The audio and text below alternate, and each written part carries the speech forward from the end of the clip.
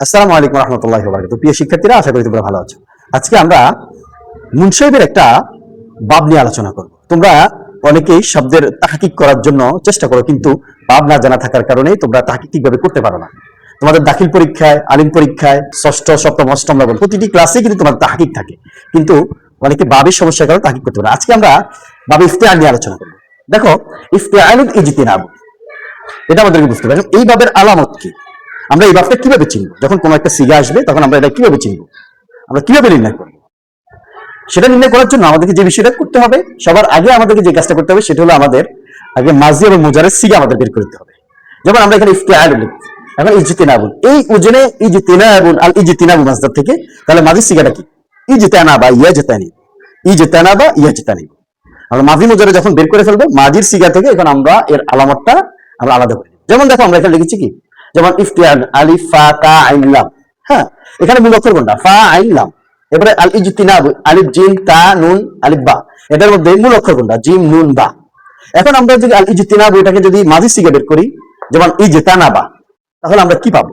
মূল অক্ষর আমরা পেয়ে যাবো। এবার আসি মূল কথায়, যে বাবে ইফতিআলের আলামত হলো ফা কালেমার আগে হামজায় ওয়াসল হওয়া, ফা কালেমা এবং আইন কালেমার মাঝখানে অতিরিক্ত তা হওয়া।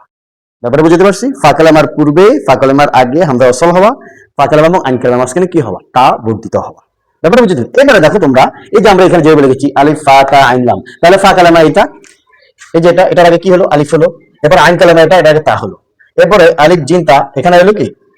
ফা কালেমা জিন, তার আগে আলিফ অতিরিক্ত হলো। এরপরে হলো এটা হলো আইন কালেমা, আইন কালেমা তা বর্ধিত হয়েছে। ব্যাপারে বুঝতে পারছি? এবার আমরা উদাহরণ তাকাই, যেমন মুক্তাদিসুন। এখন মুক্তাদিসুন এটা আসছে, আমরা তো সরাসরি দেখে আমরা তো অনেকে চিনতে পারবো না। এজন্য আমাদের কাজ হবে কি, আমরা সরাসরি মাঝি সিগে চলে যাই। মাঝি প্রথম সিগে ইকতাবাসা, এখানে আমরা কফ পাইলাম। হ্যাঁ, কফের আগে কি? ফা কালামা পাইলাম। ফা কালামার পাওয়ার আগে হামজা আছে। এবারে আইন কালামা, আইন কালামার মাঝখানে তা আছে। এবারে দেখো লা তালতামিস, নাই সিগে। এখন আমরা যদি তা নির্ণয় করতে, এখন আমরা যদি তা নির্ণয় করতে না পারি, তাহলে আমরা কি করবো? আমরা সোজা মাঝি সিগে চলে যাবো। তাহলে ইলতামাসা। এবার আসো লাম মিম সিন, লাম মিম সিন, এটা হলো মূল অক্ষর। এখন আসো, ফা কালামার আগে হামজা আছে, আলিফ আছে। এবারে মিম, মিম হলো আইন কালামা, আইন কালামা এবং ফা কালামার মাঝখানে অতিরিক্ত তা হইছে। তাহলে কি হয়ে গেল? আমরা বাব ইফতিআল নির্ণয় করতে পারলাম। এভাবে আমাদেরকে যদি আমরা বাব নির্ণয় করতে হয়, তাহলে আমাদের কি করতে হবে?